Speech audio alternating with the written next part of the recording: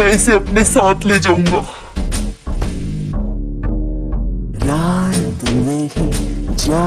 अनम की जिन पोजीशन की कहानी भी खत्म नहीं हुई थी। आमिल की ताबीज देने के कुछ दिन तक अनम नॉर्मल रही, लेकिन एक दिन नहाते वक्त अनम के गले से ताबीज निकल गया। अनम ने वो ताबीज पूरे घर में हर जगह ढूंढा, लेकिन वो ताबीज कहीं नहीं मिला।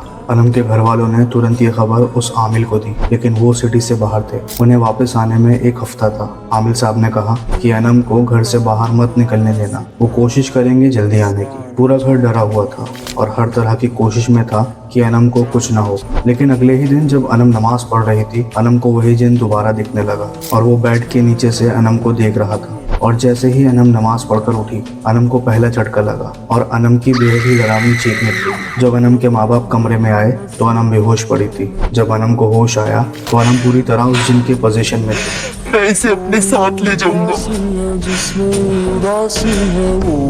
वो जिन अनम पर हाजिर हो चुका था और सिर्फ एक ही बात बोल रहा था, अब चाहे कुछ भी हो जाए, मैं इसे अपने साथ ले जाऊंगा। अनम की आंखें पूरी तरह लाल और चेहरा सफेद हो चुका था। अनम को पोजेस किए जिन ने कहा, मुझे भूख लगी है, कुछ खाने को लेके आओ। जब उसकी अम्मी खाने को लाई तो उसने वो खाना फेंक दिया और बोला, मुझे गोश्त चाहिए।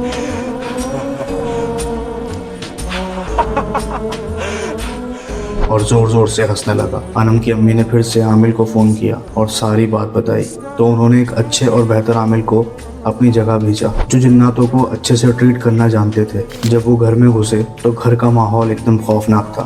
उस आमिल ने अनम को पोजेस किए जिन से बात की और उसे जाने के लिए कहा, लेकिन वो जिन बेहद ही ताकतवर और खतरनाक था। मैं अनम को साथ लेकर ही जाऊंगा।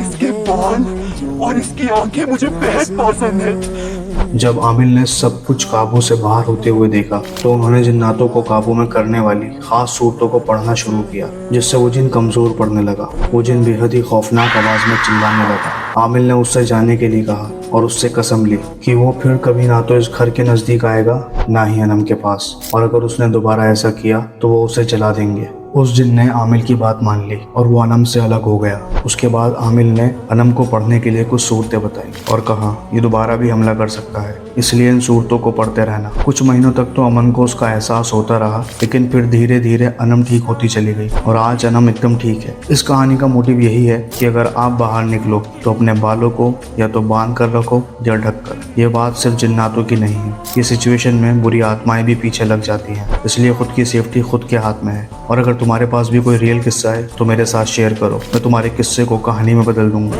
Share the video. Follow Honest Aladdin Tales.